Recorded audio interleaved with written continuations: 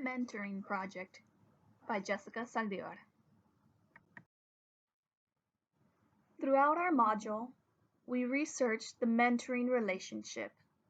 To me, mentoring is a relationship where both mentor and mentee learn through processes of exploration and discovery, where colleagues collaborate in a safe environment, a place where genuine learning occurs, and mentoring is the incorporation of the 7 elements of learning centered mentoring paradigm, along with the principles of adult learning, are used to develop skills, knowledge, abilities, and thinking, skills that are necessary to achieve success.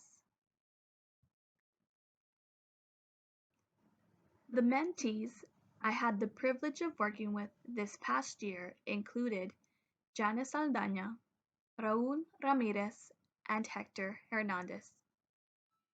Janice is the current 8th grade science teacher. She has 4 years experience, a degree in biology, and has previously taught at the district Monte Alto, where she held the 7th grade science position. Raúl Ramirez is the current 7th grade science teacher. This is Raúl's first year teaching. He has a degree in education and has not held a professional position before this. Hector Hernandez is the current 6th grade science teacher. Hector holds 5 years experience and has 2 degrees in mathematics and in biology. Hector has previously worked for the school district Brownsville and has held positions of the 3rd and 5th grade science teacher. Like many educators, the mentees had different needs and challenges that faced them.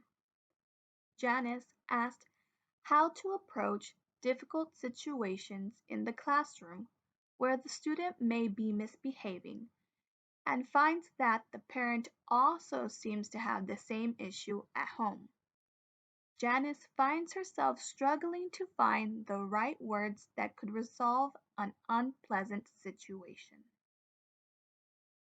Raúl says he needs help in improving the conclusions of his lessons.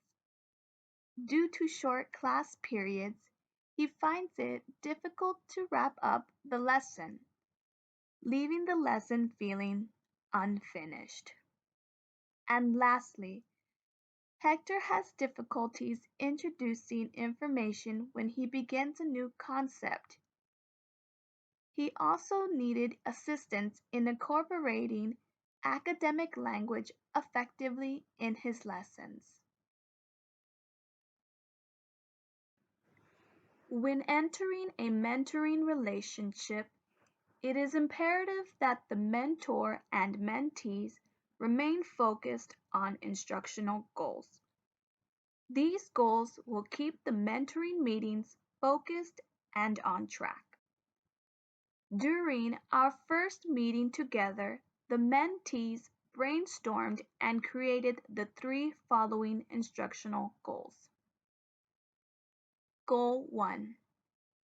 Become more familiar with the supporting standards that will reappear on the 8th grade Science Star. Goal number 2. To be able to transform TEKS into appropriate activities that will help all the students understand the concepts with little to no confusion or misconceptions. Goal number 3. Work and focus on the flow of the lesson. What is the best way to switch from one activity to the next without the students becoming disengaged? As a mentor, I offered the following support. In the initial meeting with the new mentees, I provided them with a copy of the Year at a Glance, the YAG, and the scope and sequence that is set by the district. I then introduced them to Lead Forward snapshot of the TEKs expected to be taught throughout the year for their grade level.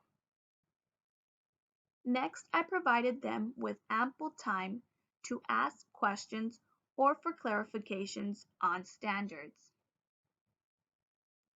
I then modeled a lesson where I incorporated SciVet's 7 steps to a language-rich classroom.